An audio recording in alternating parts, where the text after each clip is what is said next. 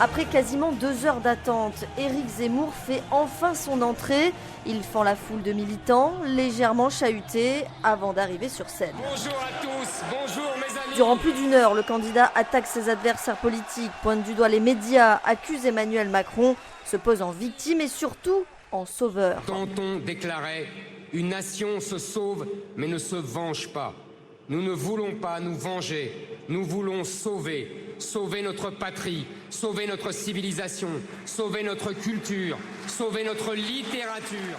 Il lance la reconquête, le nom de son mouvement. La reconquête de notre économie, la reconquête de notre sécurité, la reconquête de notre identité, la reconquête de notre souveraineté, la reconquête de notre pays. Son projet repose sur la réindustrialisation du pays ou l'excellence de l'éducation. Il souhaite que la France sorte du commandement militaire de l'OTAN. Il veut supprimer les droits de succession. Et bien sûr, dans son programme, il y a tout un volet sur l'immigration. Arrêter immédiatement les flux.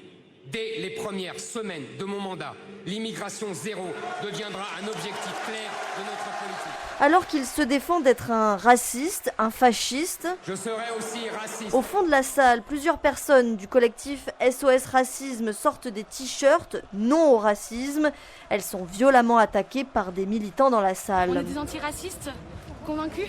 On est juste venus pour dire que tout le monde n'était pas d'accord et qu'on voulait s'y opposer de façon pacifique. On a des t-shirts que je viens de retirer pour éviter de me faire à nouveau casser la gueule.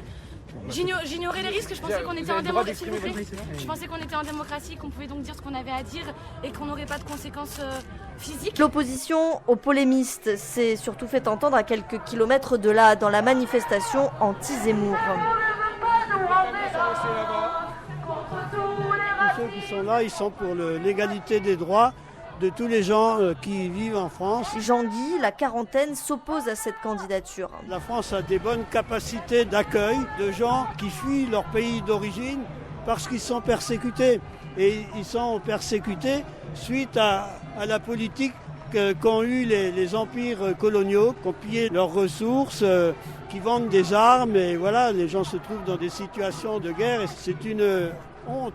Tout ce qui se passe entre, par exemple, la France et l'Angleterre, les migrants qui transitent par Calais. On fait appel au sens humain élémentaire, voilà, pour l'égalité des droits de tous les gens. Ce militant de gauche ne compte pas en rester là, il promet de répondre présent à tous les rassemblements anti-Zemmour.